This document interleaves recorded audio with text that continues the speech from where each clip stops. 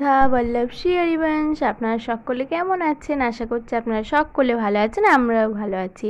ভিডিওর থাম্বনেলটা দেখে নিশ্চয়ই আপনারা সকলে বুঝতেই পেরেছেন আজকে কিন্তু গোপাল ভাঁড় সেবার ভিডিও নয়, আজকে একাদশীর স্পেশাল রেসিপি নিয়ে আমি চলে এসেছি আপনাদের সকলের সামনে।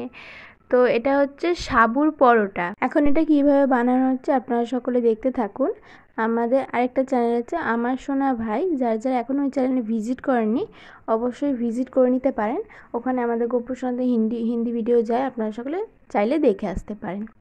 যারা যারা গোপুর সংসার চ্যানেলকে এখনও সাবস্ক্রাইব করেনি প্লিজ সাবস্ক্রাইব করে বেল আইকনটা প্রেস করে দেবেন, যাতে আমাদের গোপুর সঙ্গে নিত্য নতুন ভিডিও আপনাদের সকলের ফোনে তাড়াতাড়ি চলে যায়।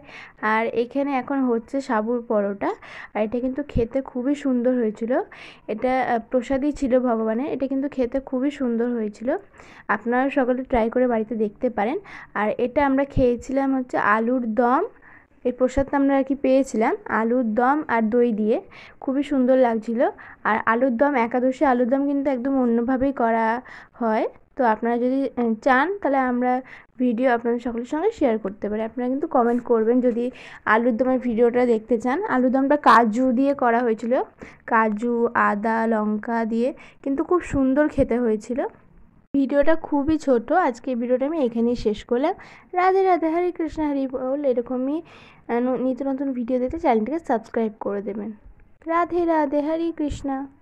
আর এটা ছিল পাপমোচনী একাদশী, ভগবান চৈত্র মাসের সেলে কিন্তু আমাদের খুব বড় অফার দিয়েছিল আমাদের সমস্ত পাপকে ধুয়ে ফেলার জন্য। যারা যারা পালন করেছেন খুবই ভালো, যারা যারা করতে পারেননি এর পরের থেকে যে একাদশী হয়েছে আপনারা সকলে অবশ্যই পালন করার চেষ্টা করবেন।